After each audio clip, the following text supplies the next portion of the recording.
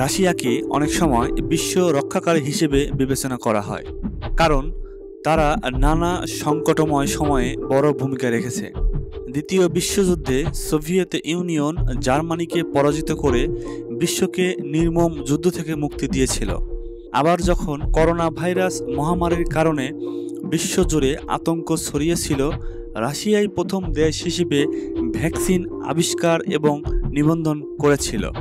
এবার রাশিয়া দাবি করেছে তারা ক্যান্সারের বিরুদ্ধে একটা ভ্যাকসিন তৈরি করেছে। চিকিৎসা বিজ্ঞানে যতই উন্নতি হোক না কেন, ক্যান্সারের মতো রোগের ক্ষেত্রে মানুষ এখনও অনেকটাই অসহায়। তবে রাশিয়ার এই আবিষ্কার চিকিৎসা ক্ষেত্রে নতুন আশা তৈরি করেছে।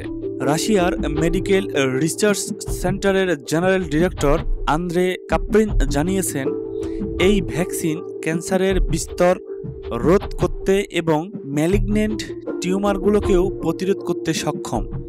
বিশেষজ্ঞদের মতে, ভ্যাকসিনটি শরীরে প্রতিরোধ ক্ষমতাকে উদ্দীপিত করে ক্যান্সার প্রোটিন শনাক্ত করে এবং তার বিরুদ্ধে অ্যান্টিবডি তৈরি করতে সহায়তা করে।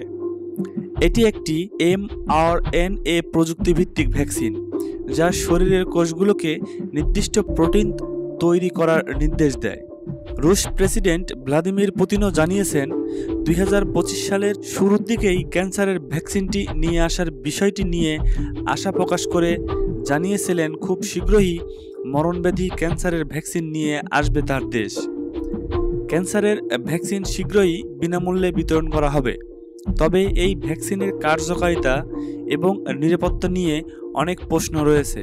ট্রায়াল প্রক্রিয়া সম্পূর্ণ হয়েছে কিনা বা এটি সব ধরনের ক্যান্সারের বিরুদ্ধে কার্যকর হবে কিনা তা এখনও স্পষ্ট নয়। এই ভ্যাকসিন চিকিৎসা বিজ্ঞানের নতুন দিগন্ত উন্মোচনের সম্ভাবনা তৈরি করেছে। তবে এর ওপর মানুষের আস্থা পুরোপুরি অর্জন করতে হলে আরও গবেষণা এবং তথ্য উন্মোচন প্রয়োজন বলে মনে করছেন চিকিৎসা বিজ্ঞানীরা।